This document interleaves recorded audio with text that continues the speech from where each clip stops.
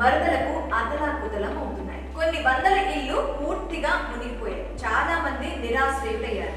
ఉండేందుకు నిలువ నీడ లేక, తినేందుకు తిండి లేక దుర్భర జీవితం అనుభవిస్తున్నారు. అలాగే పదుల సంఖ్యలో ప్రాణ నష్టం కూడా జరిగింది. వరద బాధితుల కోసం ప్రభుత్వం నుంచి సామాన్య పౌరుల వరకు అంతా తమ వంతు సాయం చేస్తున్నారు. అలాగే తెలుగు సినిమా ఇండస్ట్రీ హీరోలు, నిర్మాతలు సైతం సీఎం రిలీఫ్ ఫండ్ కు తమ వంతు ఆర్థిక సాయం అందిస్తూ వరద బాధితులను ఆదుకునేందుకు ముందుకు వస్తున్నారు. ఇదే సమయంలో చాలా మంది నుంచి కొన్ని ప్రశ్నలు వ్యక్తమవుతున్నాయి. ఇండస్ట్రీ అంటే ఒక్క హీరోలు మాత్రమే కాదు కదా, హీరోయిన్స్ కూడా ఉంటారు. కానీ ఈ కష్టకాలంలో వాళ్ళు ఎక్కడ కనిపించడం లేదు అంటూ ప్రశ్నిస్తున్నారు.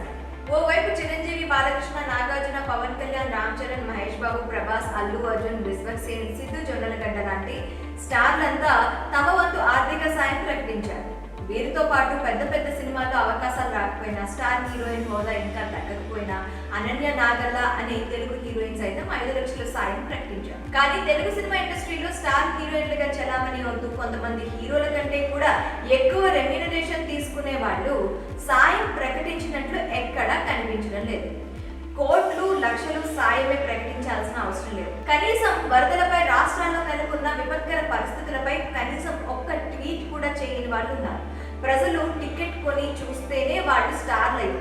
ఈ క్రేజ్, పాపులారిటీ, డబ్బు అంతా ఇప్పుడు వరదల్లో ఇబ్బంది పడుతున్న వాళ్ళు ఇచ్చింది. అయినా తెలుగు సినిమా ఇండస్ట్రీలో స్టార్ హీరోయిన్లుగా ఉన్నది మన వాళ్ళు కాదు, అంటే తెలుగు వాళ్ళు కాదు. మన వాళ్ళు కాని వారికి మన కష్టాలు ఏం తెలుస్తాయనే విమర్శలు కూడా వ్యక్తమవుతున్నాయి.